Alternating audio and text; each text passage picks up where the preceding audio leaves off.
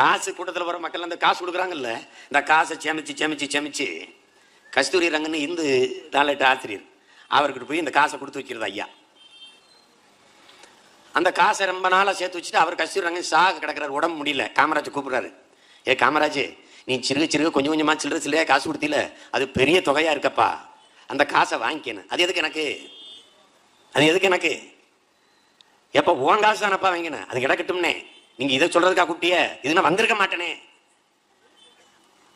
உடனே அந்த மனுஷன் பாருங்க, ஏதாவது ஒன்று செய்யுங்கன்னா ஒரு இடத்தையாவது வாங்கப்பானு, சரி அப்படியாவது ஒன்று நீங்களே செஞ்சு விடுங்கண்ணா. அந்த காசை வச்சு ஒரு இடத்த வாங்குறாங்க தேனாம்பேட்டையில். அந்த இடம் தான் இன்னைக்கு காமராஜர் அரங்கமாக இருக்கிற சத்தியமூர்த்தி பவன் ஒன்று காங்கிரஸ் அலுவலகம் இருக்குல்ல. அது எந்த காங்கிரஸ் கட்சிக்காரன் கூட்டம் போட்டு காமராஜர் பெருமையா பேசுவான்? பேசுறதுக்கு யாருக்கு தகுதி இருக்கு? நாம் தமிழர் கட்சி பிள்ளைகளை தவிர்த்து வேற எவனுக்கு பேசுறதுக்கு தகுதி இருக்கு?